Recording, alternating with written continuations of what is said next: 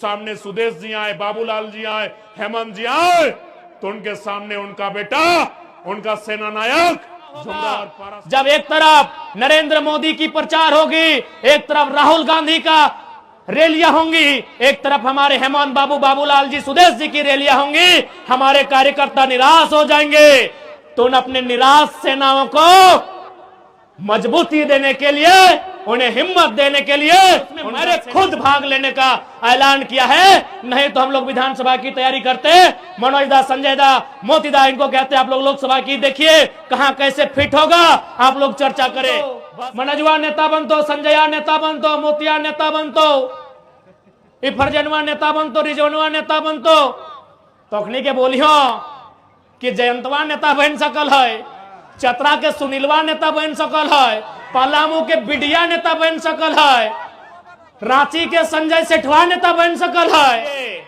अगर लड़ते लड़ते हार भी जाएंगे ना, तो याद रखना गालिब, शहर की गलियों में, गांव की पगडंडियों में तुम्हारे जीत से चर्चा। हम लोग विधानसभा का चुनाव लड़ेंगे और हमने सोचा था कि लोकसभा में मनोज दा, संजय दा होंगे, मोती दा होंगे। हमने सोचा था कि हम तो विधानसभा राज्य की चुनाव को लड़ेंगे, लेकिन हम ये भी सोचते हैं कि जब लोकसभा का चुनाव होगा, जब एक तरफ नरेंद्र मोदी की प्रचार होगी, एक तरफ राहुल गांधी का रैलियां होंगी, एक तरफ हमारे हेमंत बाबू, बाबूलाल जी, सुदेश जी की रैलियां होंगी, हमारे कार्यकर्ता निराश हो जाएंगे। तो उन अपने निराश सेनाओं को मजबूती देने के लिए, उन्हें हिम्मत देने के लिए उनका सेनापति लोकसभा के मैदान में होगा। हमारी कोई इच्छा नहीं थी लोकसभा चुनाव लड़ने की, हम तो राज्य के मुद्दों के साथ यहां आए हैं, हम तो राज्य को नेतृत्व करने के लिए लोग हमें उम्मीदें कर रहे हैं। लेकिन लोकसभा में हमारा आना, हमारे साथ साथ हमारे जो भाई आज मंच पे खड़े हैं, इनका लोकसभा में आना, खासकर मेरा, इसलिए कि हमारे सेना का मनोबल कम ना हो। जब सामने सुदेश जी आए, बाबूलाल जी आए, हेमंत जी आए, तो उनके सामने उनका बेटा, उनका सेना नायक, झुमरा और पारसनाथ के बीच का टाइगर भी होना चाहिए। हमें पूरा विश्वास है।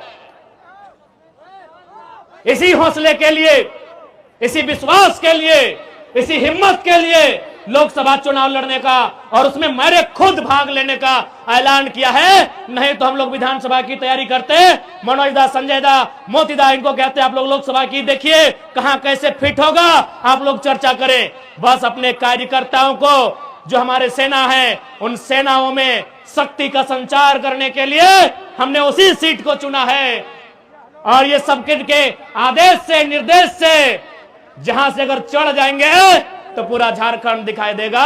उसे झारखंड की सर्वोच्च चोटी पारसनाथ कहते हैं, जो 4480 फीट की ऊंचाई पर है।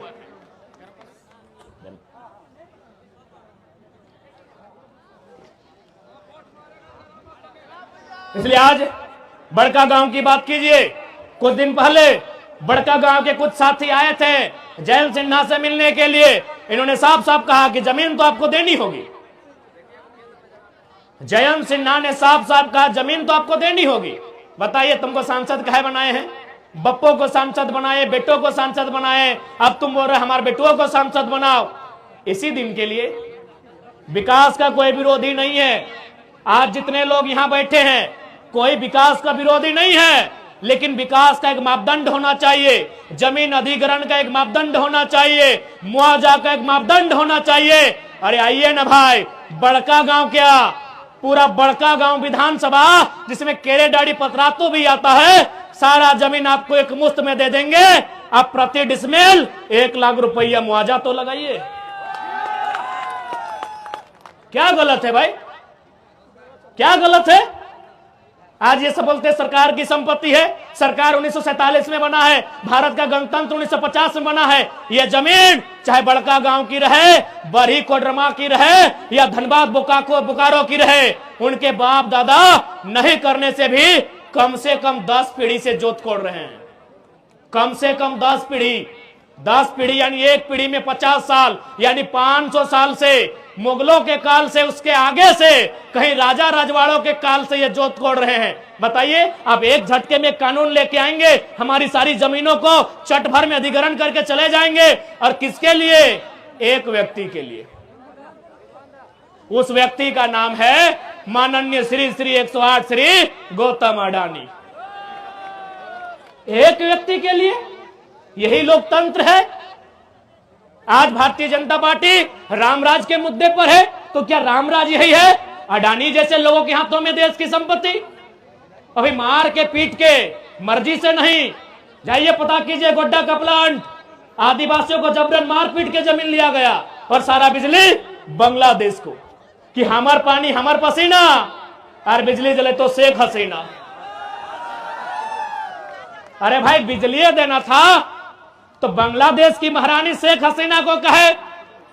हमारे यहाँ शेख भाई बैठे हैं, उनकी खाला जाने शेख फातिमा, उनको बिजली देते, हमको कोई दिक्कत नहीं है। हमारे फरजान खान जी बैठे हैं, उनकी शेख फातिमा को बिजली देते, हमें कोई आपत्ति नहीं है। रिजवान जी भी पीछे बैठे हैं, इनकी खाला जान को देते हैं। क्योंकि यहां कोडरमा के भी साथी आए हैं। हाल ही फिलहाल एक भेल के पदाधिकारी 2 दिन पहले हमसे मिलने आए। उन्होंने कहा कि केटीपीएस में 1000 मेगावाट बिजली का सृजन हो रहा है, 500 मेगावाट दिल्ली को जाएगा, 300 मेगावाट पश्चिम बंगाल को जाएगा और 200 मेगावाट झारखंड को मिलेगा। दिल्ली में सवाल पूछने वाला कोई माय का लाल नहीं है। काहे दिल्ली भाई, काहे की दिल्ली? जमीन हमारी, जल हमारा, परिश्रम हमारा, श्रम हमारा, तो पहले हमें मिलना चाहिए, फिर दिल्ली को दीजिए, चाहे जिसको दीजिए, हमें आपत्ति नहीं है। 1000 मेगावाट में 500 मेगावाट झारखंड को मिलना था, लेकिन यहां उल्टा होता है, दिल्ली को 500 मेगावाट मिलेगा। अरे हम तो आज तो केवल एक छोटी सी नौकरी के चलते देखते हैं कि बाहरी भीतरी हो रहा है। कभी बड़ा अपने दिमाग को बड़ा उठाइए, बड़ी बड़ी चीजों को देखिए, आपको पता चलेगा कि कितना अन्याय इस मिट्टी में होता है। हमको अन्याय पता चलता है जब टीचर की बहाली चतरा में, गढ़वा में होती है, मैक्सिमम यूपी बिहार के आते हैं, तब हमें पता चलता है। घर जी भी अच्छा बढ़िया से जियो, लेकिन हमें यह पता नहीं चलता है कि हमारी नदियों में, हमारे डैम में बिजली का उत्पादन होता है और सारा अन्य प्रदेशों में जाता है, अन्य देशों में जाता है, और हमें डिबरी जलाना नसीब होता है। चतरा में अभी हो जल हो, हाँ तो चतरा तो केबीसी में हो। हमें ताज्जुब होता है कि चतरा मैक्सिमम वहां ग्रामीण वोटर हैं, हजारीबाग भी मैक्सिमम ग्रामीण वोटर है। अरे हजारीबाग में टाउन का वोटर कहां है? सदर में। बरही ग्रामीण, मांडू ग्रामीण, रामगढ़ ग्रामीण, बड़का गांव ग्रामीण, और 20-25 साल से इन लोग बाप बेटा कब्जा करके रखा है। कहीं ना कहीं लीडरशिप मर चुकी है झारखंड की, लीडरशिप मर चुकी है झारखंड की। इसलिए लीडरशिप तैयार कीजिए। अगर आप लीडरशिप तैयार नहीं करेंगे तो आज जो दुर्दशा है 20 साल बाद इसकी दुगनी होगी मेरे साथियों। इसलिए मैं आपसे आग्रह करूंगा, मैं आपसे निवेदन करूंगा, लीडरशिप बनाइए। आप लीडरशिप नहीं बनाते हैं, इसीलिए ब्लॉक में जाके झारखंडी लोग चमचागिरी करते हैं। आप लीडरशिप नहीं बनाते हैं, इसीलिए चमचागिरी करते हैं। अब 1-2 लड़का लोग आया है, आप लोग बोले अरे ये टाइगरवा तो नेता बनतो, मनजवा नेता बनतो, संजया नेता बनतो, मोतिया नेता बनतो, ये फरजनवा नेता बनतो, रिजवनवा नेता बनतो। तोखनी के बोलियो कि जयंतवा नेता बन सकल है, चतरा के सुनीलवा नेता बन सकल है, पलामू के बिडिया नेता बन सकल है, रांची के संजय सेठवा नेता बन सकल है। तो हमने की दिक्कत है, की खराबी है कि खाली रांची के संजय नेता बनता है कि हजारीबाग के भी संजय के नेता बनना चाहिए? एक्चुअली हम लोग का माइंडसेट, हमारे माइंडसेट में गुलामी है। और ईमानदारी से बोल रहे हैं, ये टाइगर का यूं अचानक आना ये कोई प्लानिंग का हिस्सा नहीं है। हमें कहीं ना कहीं नियति ने अवसर दिया है उस माइंडसेट को बदलने का। और बदले हैं, बदले हैं। आप 6 महीना के इतिहास को पढ़िए, पतरातू से लेकर कोल्हान से लेकर संताल परगना में जितना भी मजदूर को मुआवजा मिला है, पढ़िए इतिहास को। इससे पहले 2 लाख 2.5 लाख मिलता था, ओहो नहीं मिलता था। 15 से 20-25 लाख तक का मुआवजा हम लोग दिलाए हैं। हाल ही फिलहाल कल ही रात को पतरातू में गए थे, वहां 15 लाख का मुआवजा, अभी हम थे भी नहीं, 23 लाख। तो इसका मतलब क्या कि पहले मुआवजा नहीं मिलता था? मिलता था, लेकिन पहले नेताओं का सेटिंग था कि देखिए अगर आपको मुआवजा देना है 10 लाख, उसको आप 5 लाख दीजिए, 2 लाख बगल का डीएसपी को दीजिए, 2 लाख हमको दीजिए, बाकी मैनेज कर देंगे।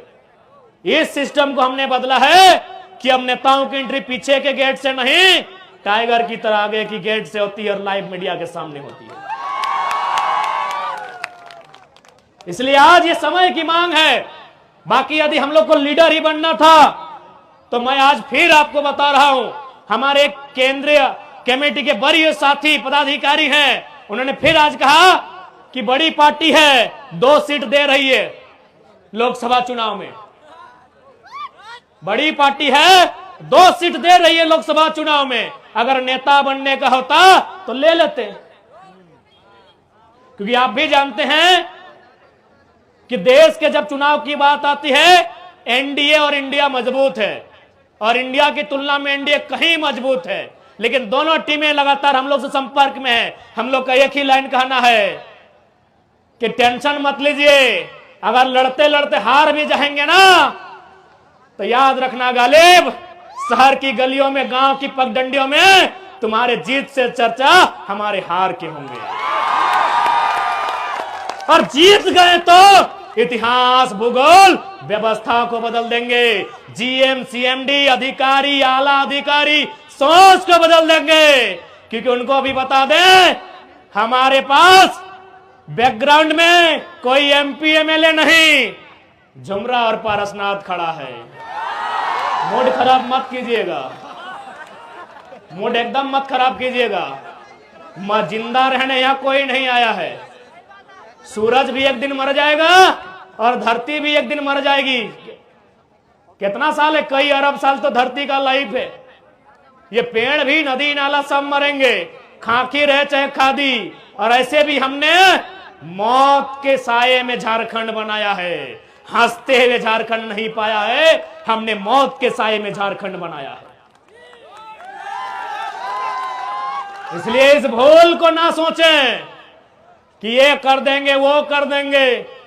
सुनिए, जो लोग ऐसा सोचते हैं उनको साफ संदेश देंगे, कुछ करना ही है तो सीधा कत्ल कीजिएगा, जिंदा रह गए तो बदला गिन गिन के लेंगे। अभी चरही में हम रात ठहरे थे, वहां एक साथी आए, बोले मेरे पिताजी का ब्रेन हेमरेज से डेथ हो गए। हम बोले कहे न, बोला सीओ की बेईमानी से एक छपरा का आदमी 60 एकड़ जमीन हम लोग का कब्जा कर लिया है। हम एक लाइन बोले, ये चरही का विषय है, आज 12वां है, जाके पता कर लीजिए कितना बेईमानी यहां होता है झारखंड में। कोई सुथरा नहीं है, तभी सुधार होगा जब सिस्टम सुधार होगा। 60 एकड़ जमीन अधिग्रहण हो जाता है। अब बताइए, छपरू पार का आदमी सीएनटी का जमीन कैसे 1 में चढ़ाया जी? वो आदमी ब्रेन हेमरेज से सोच सोच के मर जाता है। हम एक ही लाइन बोले, जिस जमीन के कारण बाप का जान गया है, अगर वास्तव में उसी बाप का खून बहता है तो जिसने कब्जा किया है चैन से नहीं रहना चाहिए, चैन से नहीं रहना चाहिए। बाप ऐसे तो मर रहे, अगर नहीं रहे तो बाप का वह सोच जिंदा रहना चाहिए। बाप भी जानता है कि जो जमीन है यह अचल संपत्ति है, दुनिया में सारी संपत्ति खत्म हो जाएगी, ये मोबाइल, ये पैसा कौड़ी, लेकिन अगर कहीं से इंसान की जरूरत पूरी होगी, अनाज से होगी, और खेत में उगाया जाता है। बताइए क्या अन्याय होता है हमारे साथ? बीडीओ की मिली भगत, सीओ की मिली भगत, एक आदमी, ये मामूली घटना नहीं है, ये तो अंग्रेजों से भी काला कानून है। ये तो अंग्रेजों से भी क्रूर व्यवस्था है कि एक आदमी अपनी ब्रेन हेमरेज से उसका जान चला जाता है उसका जमीन जाने के कारण। आज 12वां है, पता कीजिए चरी में जाके एक छपरा का आदमी यह 7 एकड़ जमीन अधिग्रहण करता है, खुद गट्टी बना लेता है। एक छपरा का आदमी सीएनडी में आएगा जी।